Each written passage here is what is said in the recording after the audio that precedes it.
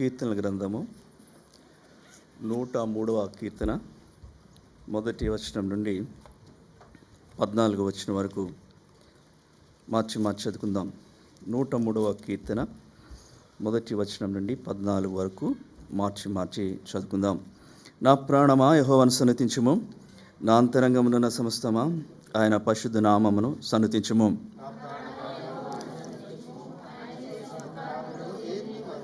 ఆయన నీ దోషములన్నింటినీ క్షమించేవాడు, నీ సంకటములన్నింటినీ కుదర్చువాడు.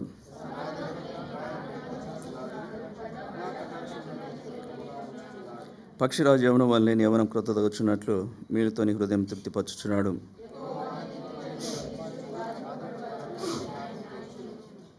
ఆయన మోషేకు తన మార్గం తెలియజేసెను, ఇశ్రాయేలు వంశస్థులకు తన క్రియలు కనపరచెను.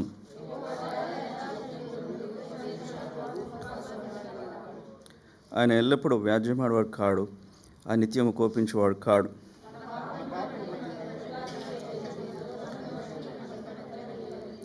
భూమి కంటే ఆకాశం ఎంత ఉన్నతంగా ఉన్నదో ఆయన భయభక్తులు గలవారి యెడల ఆయన కృప అంత అధికంగా ఉన్నది.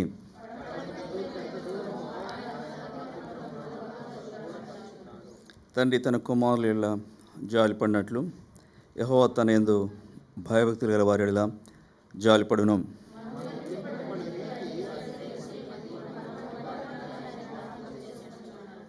ప్రభు వాక్యభావం ద్వారా మనతో మాట్లాడి తను ఆరాధించుట కొరకై మనల్ని సిద్ధపరచును గాక. మనం చదివిన కీర్తన చాలా సుపరిచితమైంది.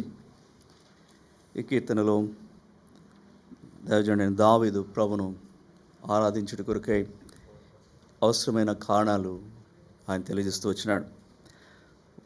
స్వతహాగా దావీదు గొప్ప ఆరాధికుడు. ఆరాధన కొరకై తను తాను ప్రోత్సహించుకునేవాడు. మీరు గమనించండి, మొదటి 2 వచనాల్లోనే తాను ఎట్లా ఎంకరేజ్ చేసుకుంటున్నాడు, తన ప్రాణంతో ఈ మాట చెప్తున్నాడు. నా ప్రాణమా యెహోవాను సన్నుతించుము, నా అంతరంగమునున్న సమస్తమా ఆయన పరిశుద్ధ నామమును సన్నుతించుము. నా ప్రాణమా యెహోవాను సన్నుతించుము అన్న మాట 3 సార్లు ఆయన చెప్పినాడు. ఈ కీర్తన ఎలా ప్రారంభించబడిందో అలాగే ముగించబడింది. చివరి వచనం కూడా ఏమందో చూడండి, 22వ వచనం లాస్ట్ లైన్, నా ప్రాణమా యెహోవాను సన్నుతించుము అంటే స్తుతించుము అని అర్థం. కనుక అన్ని విధాలుగా మరి ప్రభుని స్తుతించాలని ఆశ తనకుంది. దాని కొరకై తను ఎంకరేజ్ చేసుకుంటున్నాడు. అది కూడా ఏదో నామాత్రంగా కాదు, ఏదో ఒక అలవాటు కొద్దీ కాదు, తప్పనిసరిగా ఒక విధిగా కాదు. ఎంతగా ప్రభుని స్తుతించాలని కోరుతున్నాడు అంటే ఒక మాట అంటున్నాడు కదా మొదటి వచనంలోనే, నా ప్రాణమా యెహోవాను సన్నుతించుము, నా అంతరంగమునున్న సమస్తమా ఆయన పరిశుద్ధ నామమును సన్నుతించుము. అంతరంగమునున్న సమస్తం అంటే తనలో ఏది ఉందంటే సంపూర్ణంగా, ఒక మాటలో చెప్తే హృదయపూర్వకంగా ప్రభువును స్తుతించాలని ఆశపడుతున్నాడు. కనుక కూడి వచ్చిన మనం ప్రభువును ఆరాధించక ముందు ఇలాంటి అనుభవం గుండా మనం వెళ్ళాలని దేవుని యొక్క తలంపు. ఎందుకంటే కొన్నిటికి పరిమితి ఉంది, కొన్నిటికి పరిమితి లేదు. 3 సార్లు ఆయన ఆ మాట చెప్పినాడంటే అవకాశం దొరికిన కొద్దీ ప్రభుని స్తుతించి ఆరాధించేవాడు. ఎందుకంటే దేవుని వాక్యం ఏ మాట రాయబడిందంటే స్తుతి చేయడానికి ఒక సమయం అంటూ లేదు. మనము దేవునికి ఎల్లప్పుడూ స్తుతి యాగం చేయదము. హెబ్రీ 13:15 ఉంది. ఎల్లప్పుడూ, ఉదయమని సమయమని అసమయమని లేదు, ఎల్ల వేళలా ప్రభుకు స్తుతి చెల్లించాలి. ఎందుకంటే అది ప్రభుకి ఇష్టమైన కార్యం. స్తుతి చేస్తే ఆయన ఆశ్చర్యపోతూ అట్లానే సంతోషంగా ఉంటాడు. ఒకసారి యేసు ప్రభు యెరూషలేముకి వస్తున్నాడు. ఆయన శిష్యులు ప్రజలు ఆయన ముందర వెళ్తూ హోసన్న హోసన్నని స్తోత్రం చేస్తున్నారు. ప్రభు పేరుట వచ్చేవాడు స్తుతింపబడుగా కానీ కేకలు వేస్తూ ప్రభుని స్తోత్రం చేస్తుంటే అక్కడ కొంతమంది పరిసయ్యులు యేసు ప్రభుతో మాట అంటున్నారు, నీ శిష్యులు గద్దించండి, ఏంటి ఈ కేకలు, గద్దించండి, అలా స్తుతి చేయకుండా గద్దించండి అంటే ప్రభుకి అది ఆ మాట ఇష్టం కాదు. అని అన్నాడు, వీరు ఊరుకుండే ఎడల రాళ్ళు కేకలు వేస్తాయి. అంటే స్తుతి చేయటం అంటే ఆయనకి చాలా, అందుకని ఆ మాట రాయింది, అది యెహోవాకు ప్రీతికరం. స్తుతి చేయటం యెహోవాకు దేనికంటే ప్రీతికరం? చదవండి, కీర్తనలు 69 30, 31 వచనాలు. ఆ, కృతజ్ఞతాస్తుతులతో నేను ఆయన కనపరచెదను. ఉమ్, ఎందుకంటేను ఉమ్, కొమ్ములను లెక్కలను గల కోడె కంటెను ఉమ్. అది యెహోవాకు ప్రీతికరం. అది యెహోవాకు అన్నిటికంటే ప్రభు ప్రీతికరమైంది స్తుతి ఆరాధన. అందుకనే ఆ నివాస స్థలంలో రేపు పరలోకంలో దీనికే ప్రాముఖ్యత ఇచ్చాడు. ఎల్ల వేళలా నిత్యము స్తుతించడానికే ప్రభు రేపు అక్కడ సమయం ఇవ్వబోతున్నాడు. కనుక ఉదయ కాలంలో ప్రభును ఆరాధించక ముందు ఈ కీర్తనలో అసలు మనము ఆరాధించే ప్రభు ఎటువంటి వాడు జ్ఞాపకం చేసుకుందాం. ఆయన మన జీవితంలో ఏ కార్యాలు చేస్తూ వచ్చాడో దాన్ని జ్ఞాపకం చేసుకుందాం. చూడండి, ఎటువంటి దేవుని మనం ఆరాధిస్తున్నాం. 6వ వచనంలో ఆయన ఎలాంటి దేవుడో రాయబడింది. 103వ కీర్తన 6వ వచనం, యెహోవా నీతి క్రియలను జరిగించుచు బాధింపబడే వారికి అందరికీ న్యాయం తీర్చును. యెహోవా నీతి క్రియలు జరిగించేవాడు అనగా నీతిమంతుడు. ఆయన ఆయన ఆయన స్వభావం అది నీతి కలిగిన వాడు, నీతిమంతుడు. కాబట్టి ఆయన నీతి క్రియలు జరిగిస్తాడు. అందుకనే ఈ మాట రాయబడింది కీర్తన 11:7లో, యెహోవా నీతిమంతుడు, ఆయన నీతిని ప్రేమించేవాడు. నీతి అంటే ఆయనకు ప్రేమ. నీతిమంతుడైన దేవుడు నీతిని జరిగిస్తాడు, నీతిని ప్రేమిస్తాడు. అంతేకాదు, నీతిని కోరుకుంటాడు. యెషయా గ్రంథం 5వ అధ్యాయం 7వ వచనంలో ఆ మాట రాయబడింది, నీతి కావాలని చూడగా, న్యాయం కావాలని చూడగా. అంటే ఎక్కడ నీతి దొరుకుతుందో దాని కొరకై ఆయన వెతికే పడుకుంటాడు. నీతి జరిగించే ఈ దేవుడు మన ఆరాధనకు పాత్రుడై ఉంటున్నాడు. ఎందరైతే ఆయన యందు విశ్వాసం ఉంచి నీతిమంతులుగా చేయబడ్డారో వారి బాధ్యత ప్రభు తీసుకుంటాడు. నీతిమంతులను ప్రేమిస్తాడు. ఆయన నీతిని ప్రేమించేవాడు. ఎంతవరకు బాధ్యత తీసుకుంటాడు? దావీదు అన్నాడు, ఒకప్పుడు చిన్నవాడుగా ఉంటిని, ఇప్పుడు పెద్దవాడు అయినను నీతిమంతులు విడబట్టు కానీ వారి సంతానము భిక్షమెత్తుడు కానీ. చూసారా, నీతిమంతుని బాధ్యత తీసుకుంటాడు, నీతిమంతుని సంతానము బాధ్యత కూడా ప్రభు తీసుకుంటాడు. ఎందుకంటే ఆయన స్వభావం అది, నీతిమంతుడు ఆయన. కనుక నీతిమంతుడైన దేవుడు నీ యొక్క నా యొక్క స్తుతికి పాత్రుడు. నీతితో ఇంకొక సుగుణము కాంబినేషన్ వస్తుంది. ఇప్పుడు అదే కీర్తన 6వ వచనంలో ఏముందంట, యెహోవా నీతి క్రియలను జరిగించచ్చు బాధింపబడే వారందరికీ న్యాయం తీర్చును. నీతితో పాటు ఆయన న్యాయం కూడా తీర్చే దేవుడు. అంటే న్యాయవంతుడు మన ప్రభు. ఆయనలో అన్యాయానికి తావులేదు, అన్యాయస్తులకు ఆయన రాజ్యంలో చోటు లేదు. సంపూర్ణమైన న్యాయం ప్రభు దగ్గర ఉంది. న్యాయవంతుడు ప్రభు. అదే సమయంలో ఆయన చేసే పనులు కూడా న్యాయం. ద్వితీయోపదేశకాండం 32వ అధ్యాయం 4వ వచనంలో మాట చదువుతాం కదా, యెహోవా ఆశ్రయ దుర్గంగా ఉన్నాడు, ఆయన కార్యము సంపూర్ణము, ఆయన చర్యలన్నీ, ఆయన చేసే ప్రతి చర్య న్యాయబద్ధమైంది. ఆయన చర్యలన్నీ న్యాయములు. అలాగే ఆయన తీర్పులు కూడా అలాంటివి. యేసు ప్రభు అన్నాడు కదా, యోహాను సువార్త 5వ అధ్యాయము 30వ వచనంలో ఏమన్నాడు, గనుక నా తీర్పు న్యాయమైంది, గనుక నా తీర్పు న్యాయమైంది. ఆయన చర్యలే కాదు, ఆయన తీర్పులు కూడా న్యాయం. రేపు ప్రభుని ఆరాధిస్తున్నారు పరలోకంలో. యోహాను సువార్త ప్రకటన గ్రంథం 15వ అధ్యాయం 3-4 వచనంలో వారి ఆరాధనలో ఈ మాట అంటున్నారు, రాజా నీ మార్గములు న్యాయములు, రాజా నీ మార్గములు న్యాయం. కాబట్టి ప్రభు యొక్క చర్యలే కానీ, ప్రభు యొక్క తీర్పులే కానీ, ప్రభు యొక్క మార్గములే కానీ న్యాయములు. ఆయన విధులు కూడా, వాక్యం కూడా అదే, న్యాయ విధులు అనే మాట మనం చాలాసార్లు మనం చదువుతూ వస్తాం. ముఖ్యంగా 119వ కీర్తనలో మాట తరచూ రాయబడి ఉంటుంది. కాబట్టి దేని బిడ్డలారా, మనం ఇటువంటి ప్రభుని ఆరాధిస్తున్నాడు అంటే మనం ఆరాధించే ప్రభు నీతిమంతుడు, మనం ఆరాధించే ప్రభు న్యాయవంతుడు. కనుక మన ఆరాధనకు ఆయనే పాత్రుడు అంటున్నాడు. చూడండి, ఇంకొక ఆయన ఎలాంటి దేవుడు 8వ వచనంలో ఆ మాట రాయబడింది, యెహోవా దయాదాక్షిణ్యపూర్ణుడు, దీర్ఘశాంతుడు, కృపా సమృద్ధి గలవాడు. ఇది 3 లక్షణాలు ఆయన గురించి చెప్పబడింది. ఆయన దయాదాక్షిణ్య పూర్ణుడు అంటే ఆయన అంతా సంపూర్ణమైన దయ ఆయనలో ఉంది. ఆయన ఏం చేసినా కూడా మన ఇలా దయతో ఆయన మనకు చేసేవాడు. యెహోవా దయాళుడు, ఆయన కృప నిరంతరం ఉన్నారు. ఆయన దయను బట్టి మనకి ఏం కలిగింది?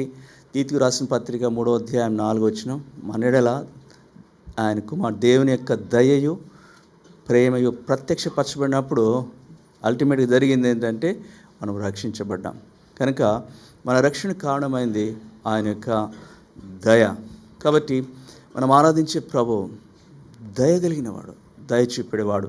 తర్వాత ఇంకో మాట చెప్పబడింది, ఆయన దీర్ఘశాంతుడు. దీర్ఘశాంతుడు అంటే ఎంతగానో ఓర్చుకుంటున్నాడు. చూడండి, మనలో కొంతమంది చిన్నప్పుడే రక్షించబడిన వారు ఉంటారు, కొంతమంది యవన జీవితంలో ఉన్నప్పుడు రక్షించబడిన వారు ఉంటారు, కొంతమంది మధ్య వయసులో రక్షించబడిన వారు ఉంటారు. అంటే రక్షించబడు రోజు వరకు ఆ గతకాలంలో ఎన్నోసార్లు ప్రభు దుఃఖం కలిగించాం, ఇబ్బంది కలిగించాం. అప్పటి వరకు ప్రతిరోజు ఏం చేసినాడంటే ఆయన శాంతం వహించాడు మన వైపు. ఆయన దీర్ఘశాంతుడిగా మన వైపు మనం భరించాడు, శిక్షించలేదు, తీర్పులను తేలేదు, ఈ లోకం నుండి తొలగించలేదు. కనుక దీర్ఘశాంతుడు ప్రభు. అపొస్తలుడైన పౌలు తన విషయమై సాక్ష్యం ఇస్తూ 1 తిమోతి 1వ అధ్యాయంలో అంటాడు 13వ వచనంలో, పూర్వము నేను దూషకుడును, హింసకుడును, హానికరుడు అంటాడు. 16వ వచనం అంటాడు, నేను ప్రధాన పాపినైన ఆయన. కాబట్టి తను ఎట్లా రక్షించబడ్డాడు, ఎట్లా కనికరించబడ్డాడు, ఎట్లా ఏర్పరచబడ్డాడు అంటే దానికి కారణం ఇది చెప్పినాడు. చూడండి, లేకపోతే 1 తిమోతి 1వ అధ్యాయం 16వ వచనం, దేనిని బట్టి ఆయన కనికరించబడ్డాడు?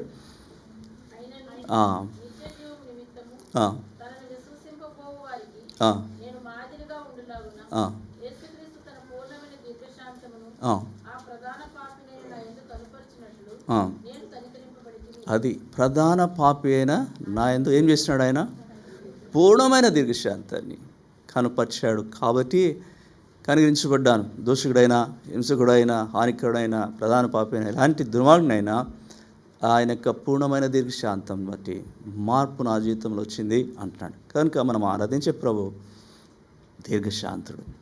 ఆయన కృపా సమృద్ధి కలిగినవాడు. కృపలో కూడా ప్రభు సమృద్ధి ఆయన కలిగిన వాడు ఉన్నాడు. ఆయన కృప మన జీవితంలో అన్ని పరిస్థితులు కూడా చాలిందిగానే ఉంది. ముఖ్యంగా మన రక్షణకు ఆయన కృపే కారణమైంది. మీరు కృప వలన రక్షించబడ్డారు, క్రియల వలన కాదు. కనుక దేవుడు ఆయన జీవితంలో, మన జీవితంలో ఇన్ని గొప్ప కార్యాలు చేశాడంటే ఆయన నేచర్, ఆయన నైజాన్ని బట్టి మనం ప్రభుని ఆరాధించాలి. ఆరాధన అంటే అదే. ప్రభు ఏమై ఉన్నాడు. ఇక్కడ హెచ్చరికలు ఏముండవు, ఇక్కడ ఎగ్జాల్టేషన్ ఉండదు, ఇక్కడ సెల్ఫ్ ఎగ్జామినేషన్ ఉండదు. ఆయన ఫోకస్ అంతా ప్రభు మీద ఉంటుంది. మనం ఆరాధించే ప్రభు ఇలాంటి వాడా? మన ఫోకస్ అంతా కూడా, మన గమనం అంతా కూడా ఆయన చేసిన కార్యాలు, ఇలా చేశాడా నా జీవితం, ఇలాంటి కార్యాలు నాలో జరిగినాయా, నేను పాతుండేనా? అప్పుడు మన హృదయం ఆరాధనతో నింపబడుతుంది. అప్పుడు దావీదు వలె మనం ఎంకరేజ్ చేసుకుంటాం ప్రభుని ఆరాధించేదానికి. ఒకళ్ళు చెప్పనక్కర్లేదు, వాళ్ళు వీళ్ళు చూస్తారు, చేస్తారు, అనుకుంటారు, ఏం పడించుకోం. అవకాశం దొరికే కొద్దీ ప్రభుని స్తుతించి ఆరాధిస్తాం. ఎందుకంటే అది ఆయనకి ప్రీతికరం, అది ఆయనకి ఇష్టమైంది. ఆయనకి ఇష్టమైంది తప్పనిసరిగా మనం చేస్తాం. నాకు ఇష్టమైంది ప్రభు చేసి పెట్టాడు, నాకు అవసరమైంది ప్రభు చేసి పెట్టాడు. ఇన్ రిటర్న్ ఆయనకి ఇష్టమైంది నేను చేయగలిగాం. కనుక అంతరంగమైన సమస్తం అంటే హృదయపూర్వకమైన స్తుతి ఆరాధన మనం ప్రభువుకు చెల్లించేవారు ఉండాలి. చూడండి, ఇంకొక ఆయన ఎక్కడున్నాడు, ఏం చేస్తున్నాడు? 103వ కీర్తనలోని 19వ వచనం, యెహోవా ఆకాశమందు తన సింహాసనమును స్థిరపరిచినాడు, ఆయన అన్నిటి మీద రాజ్య పరిపాలన చేశాడు. ఆయన రాజుగా ఉన్నాడు, రాజులకే రాజు. ఆయన సింహాసనం చూస్తే ఆకాశం ముందు అక్కడ స్థిరపరచబడింది. ఈ లోకంలో ఎవరి సింహాసనం స్థిరమైంది కాదు. కొన్ని సంవత్సరాలు పరిపాలించగలరు, వారి పరివి కూడా లిమిటెడే. అన్ని ప్రాంతాల్లో అన్నిటి మీద పరిపాలన చేయలేరు, అన్ని దేశాల మీద పరిపాలన చేయలేరు. కొన్నిటి మీదే వారి అధికారం ఉంటుంది, కొంతకాలమే వారి అధికారం ఉంటుంది. అయితే మనం ఆరాధించే ప్రభు ఆయన నిత్యుడుండే నిత్యమైన రాజు, అన్నిటి మీద ఆయన పరిపాలన చేస్తున్నాడు. ఏ స్థలాల్లో అంట? చూడండి, 22వ వచనం, యెహోవా ఏలుచుండు స్థలములన్నిటిలో ఉన్న ఆయన సర్వకార్యములారా ఆయన్ను స్తుతి. ఆయన ఏలుచుండు స్థలములు ఎక్కడెక్కడ ఉన్నాయి? అన్ని చోట్ల ఉంది. యేసు ప్రభుతో నేను దేవుడు అంటున్నాడు, ఇదిగో ఇహమందు పరమందు సర్వాధికారం ప్రభుకి ఇచ్చాడు. ఆయనకి సర్వాధికారం భూమి మీద అన్ని స్థలాల్లో. అంటే ప్రతి స్థలాన్ని ఏలే దేవుడు ఆయన. ఆయనకి అసాధ్యమైనది ఏది లేదు.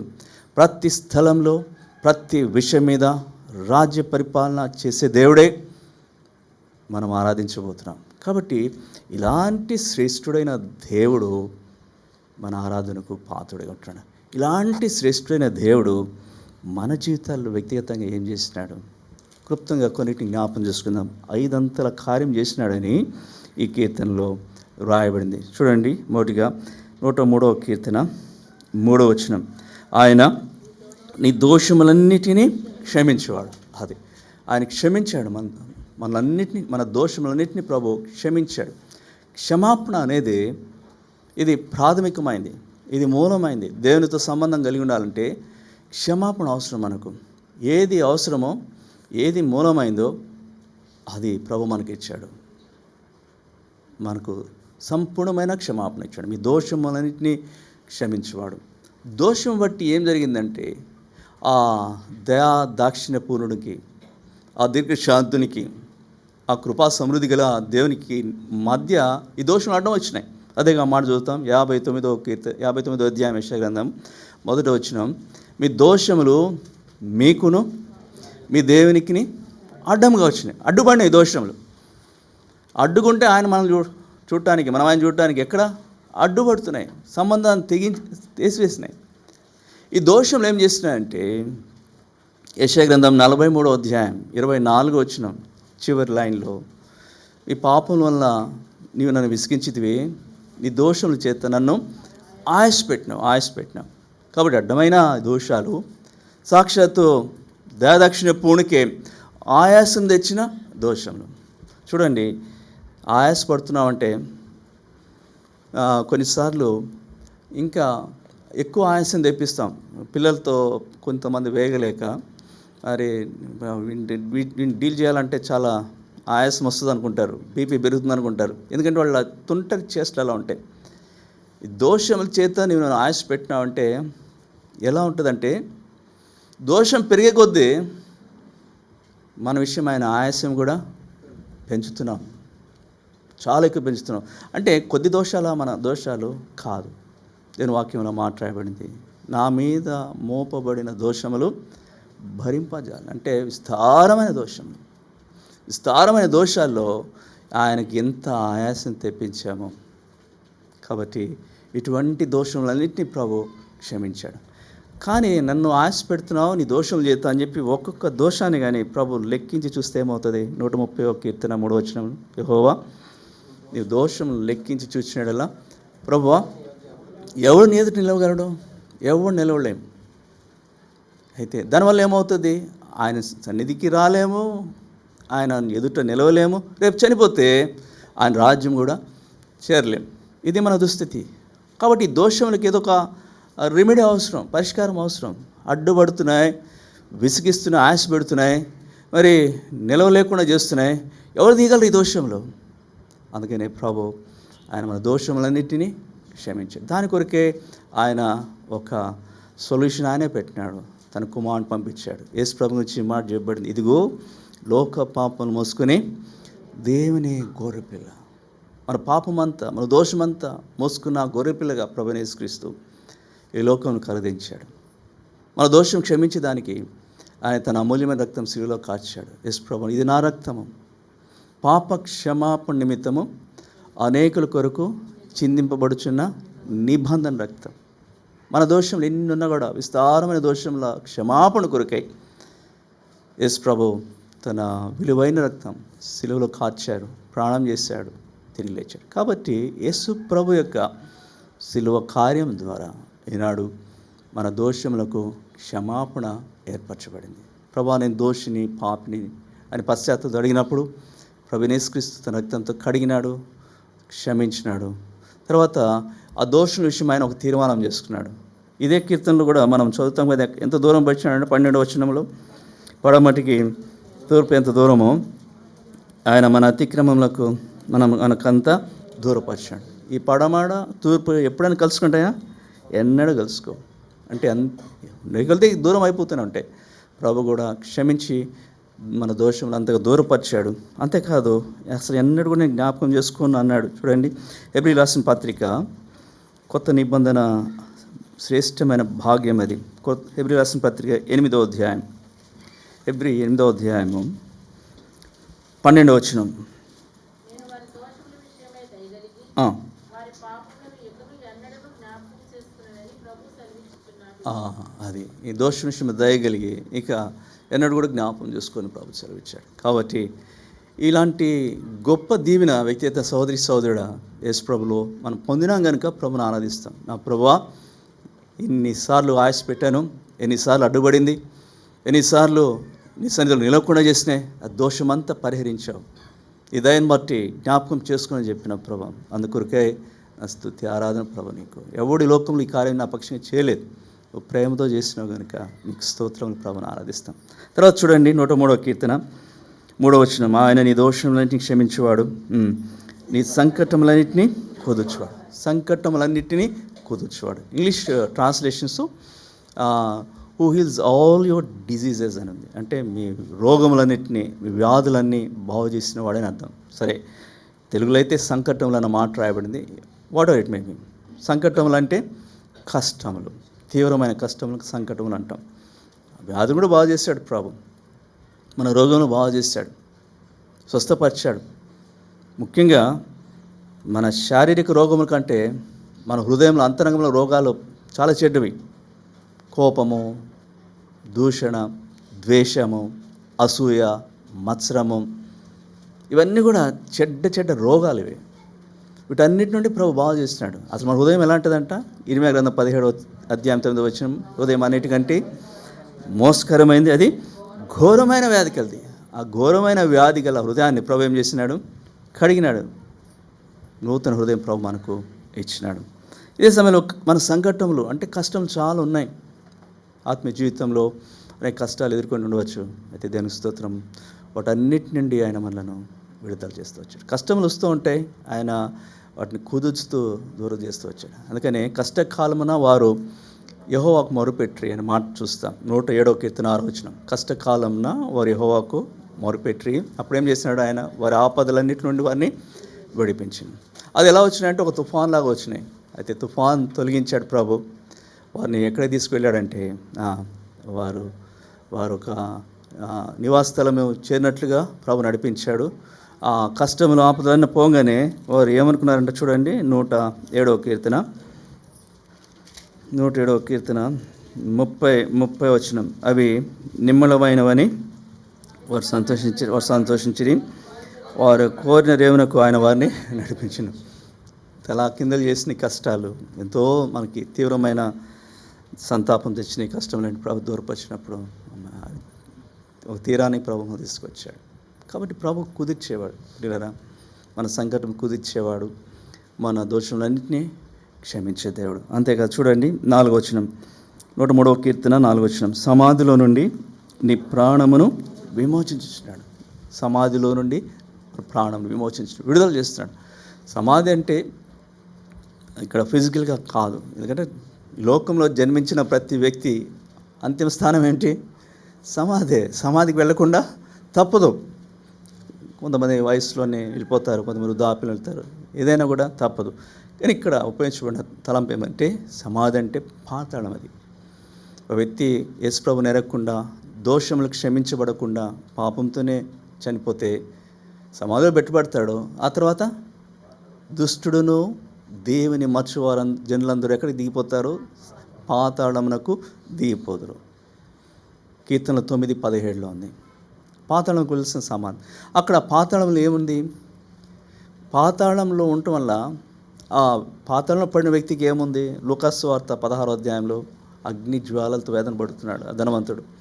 దాహంతో బాధపడుతున్నాడు, యాతన పడుతున్నాడు, ఎంతో కేకలు వేస్తున్నాడు తట్టుకోలేక. పాతాళంలో పడిన వ్యక్తిని బట్టి దేవునికి ఏమైనా మహిమ ఉందా? లేదు. ప్రభు అంటున్నాడు యెషయా గ్రంథం 38వ అధ్యాయం 18వ వచనంలో, పాతాళమున నీకు స్తుతి కలుగదు. ప్రభుకి ఏం కావాలా? స్తుతి కావాలా? స్తుతి పాతాళంలో దొరకదు. స్తుతి భూమి మీదే, ఇహమందు పరమందు ప్రభు స్తుతి కలుగుతుంది. కనుక అలాంటి పరిస్థితుల నుండి మనం విడిపిస్తూ వచ్చాడు ప్రభు. అందును బట్టి కీర్తనకారుడు అంటాడు చూడండి, 30వ కీర్తనలో 30వ కీర్తన 3వ వచనం.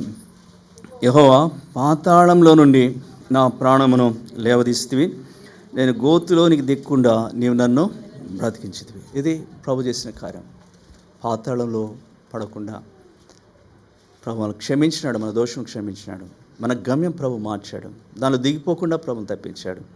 ఈనాడు విడుదల ఇచ్చాడు ప్రభు. అందుని బట్టి ప్రభుని మనం స్తుతిస్తాం. ప్రభు నా పరిస్థితిని బట్టి నేను దిగిపోవాల్సింది అక్కడే నిత్యత్వం అంతా ఆ వేదంలో, అగ్ని జ్వాలలో, యాతనలో దప్పికతో బ్రతకాల్సింది.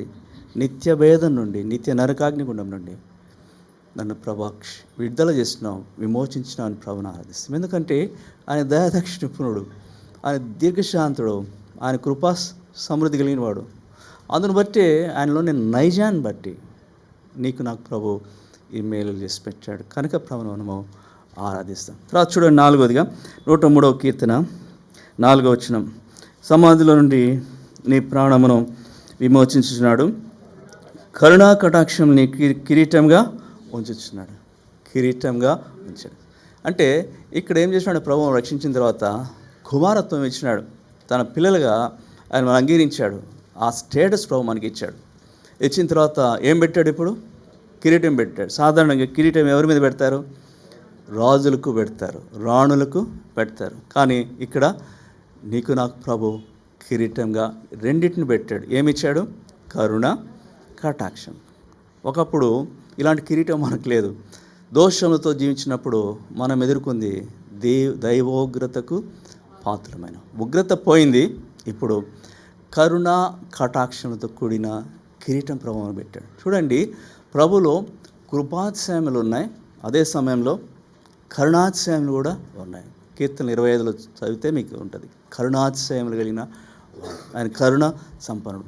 చూడండి, ఈ రెండు కాంబినేషను, నీతి న్యాయములు ఎట్లా కాంబినేషను, ఆయన సింహాసనం ఎట్లా ఆధారంగా ఉన్నాయో, అలాగే కరుణా కటాక్షం కూడా ఒక చక్కటి జత.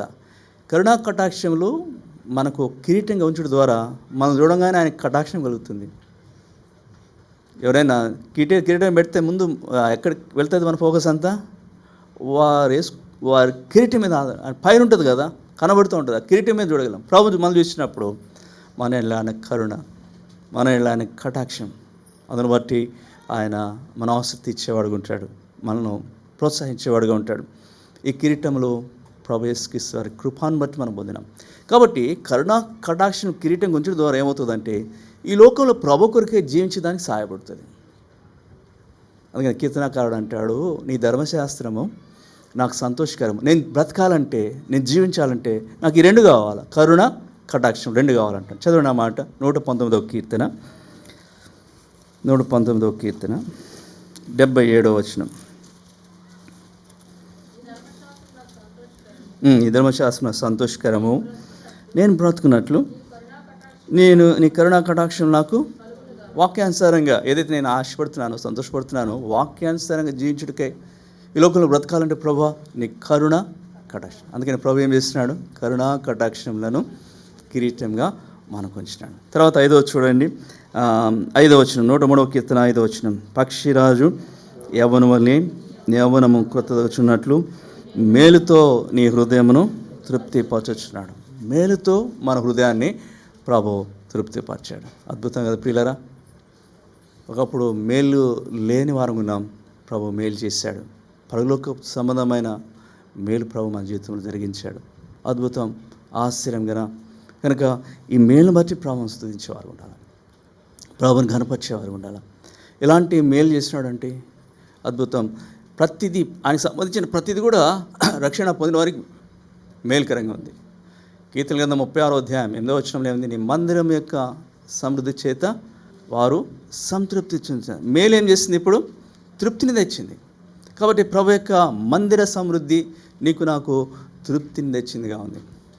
వాక్య సమృద్ధి మనకు తృప్తిని తెచ్చిందిగా ఉంది. ఆత్మ సమృద్ధి మనకు తృప్తినిచ్చిందిగా ఉంది. కనుక తృప్తినిచ్చిన దేవుడు, అందుకొరకు ఏ అవసరమో ఆ మేలు ప్రభు మన పక్షంగా చేస్తూ వచ్చాడు. ఆ సంతృప్తి, ప్రభు ఇచ్చిన సంతృప్తి కొంతకాలమే కాదు, ఒక స్థలంలోనే కాదు, ఎప్పుడెప్పుడు ఎక్కడి వరకు?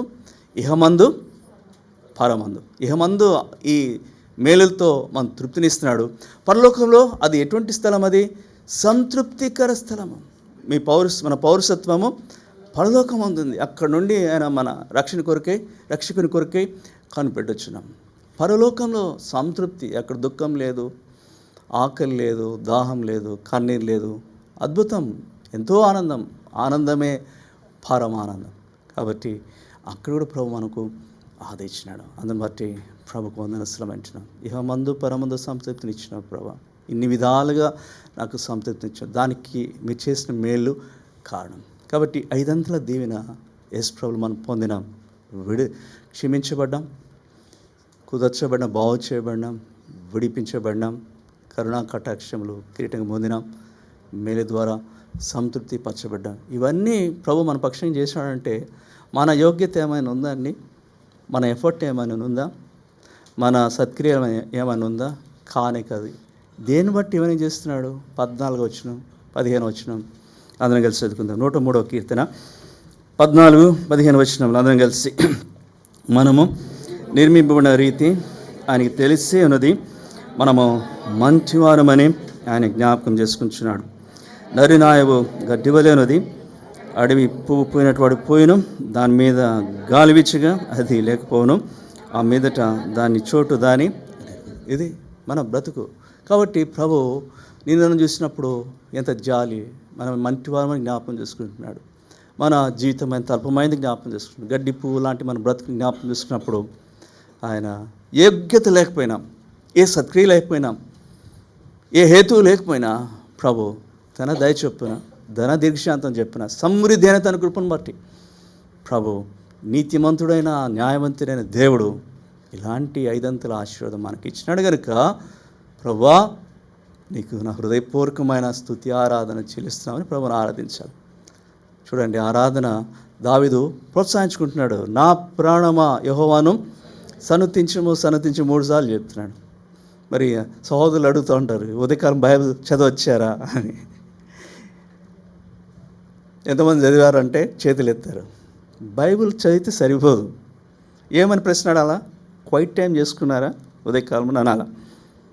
బైబిల్ క్వైట్ టైంలో ఒక పాటే. క్వైట్ టైం అంటే మౌన ధ్యాన సమయం. 3 ఉంటాయి: స్తుతి ఆరాధన, వాక్యం చదవటం, ప్రార్థన చేయటం. ఈ 3. అందుకని ఎవరైనా ప్రశ్నించేటప్పుడు బైబిల్ చదువుకున్నారా అనకూడదు.